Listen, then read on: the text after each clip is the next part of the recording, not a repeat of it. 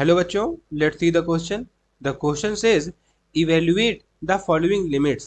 हमको यहाँ पे इक्वेशन क्या गिवन है, limit x tending to 0 cos 2x minus 1 divided by cos x minus 1।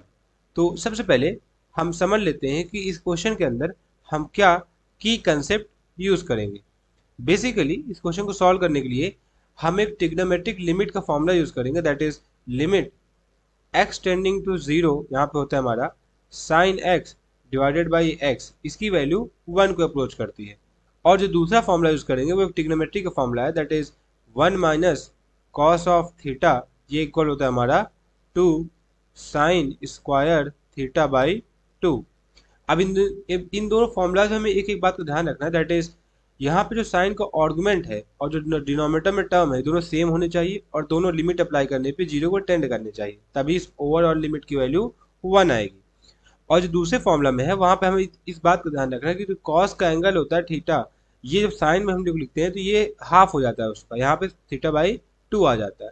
तो अब क्वेश्चन में इक्वेशन क्या गिवन है, हम सबसे पहले वो लिखते हैं। तो क्वेश्चन में हमको यहाँ पे इक्वेशन गिवन है, लिमिट x टेंडिंग टू 0, यहाँ पे गिवन है हमको cos of 2x minus 1 whole divided by, यहाँ पे गिवन है हमको cos x माइनस 1। अब हम सबसे पहले क्या करते हैं, ऊपर और नीचे से माइनस 1 को कॉमन लेते हैं, तो ये हमारा कहीं ना कहीं 1 माइनस कॉस थीटा के फॉर्म में आ जाएगा। फिर वहाँ पे हम लोग उसका फॉर्मूला अप्लाई कर देंगे।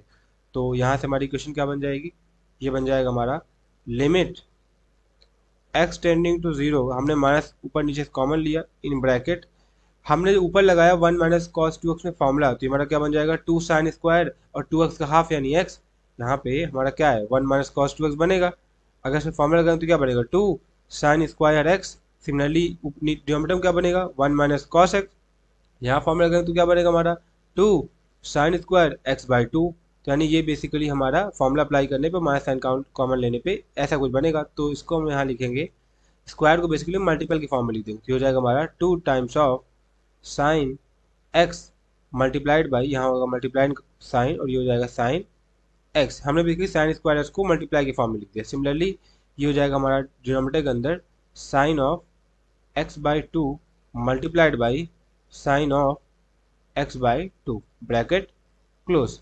अब देखा जाए तो न्यूमरेटर और डिनोमिनेटर में हमारा माइनस साइन और 2 कैंसिल आउट हो जाएगा।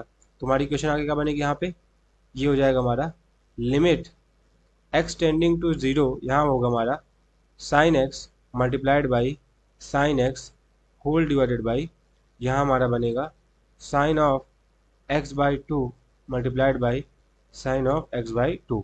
अब हम क्या करेंगे, यहाँ पे हमने x से डिवाइड किया, सिमिलरली यहाँ पे भी डिवाइड किया। अब अगर 2 बार डिवाइड किया तो 2 बार हम x से मल्टीप्लाई भी करेंगे।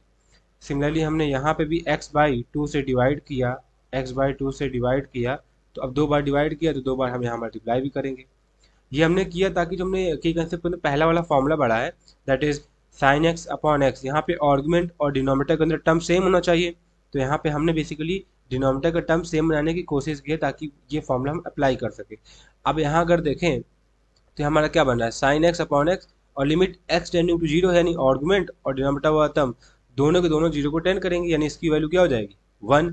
Similarly sine x by x, इसकी वैल्यू 1 हो जाएगी। अब यहाँ देखें तो ये हमारा है साइन एक्स बाई 2, यहाँ पे आर्गुमेंट क्या है एक्स बाई 2, डिनोमिनेटर में टर्म क्या हमने बनाया एक्स बाई 2, यानी यहाँ भी आर्गुमेंट और डिनोमिनेटर का टर्म सेम है और limit x tending to 0 apply करने पे इसकी वैल्यू यानी आर्गुमेंट और टर्म वाले की वैल्यू 0 जाएगी, 0 को टेंड करेगी, तो यानी ओवरऑल इसकी वैल्यू क्या हो जाएगी 1। तो similarly sign of x by 2 divide by x by 2, इसकी वैल्यू 1 हो जाएगी। तो अगर इन सब की वैल्यू 1 हो गई और साथ ही साथ यहाँ पे हमारा जो x है, ये x, ये दोनों x इस x से कैंसिल आउट जाएंगे, तो हमारा क्या बनेगा यहाँ से, ये हमारा बन जाएगा 1 अपॉन 1 बाई 4, जो कि हमारा फाइनल आ जाएगा 4। So the final answer of this question is 4. I hope you have understood everything very well. Thank you and all the best.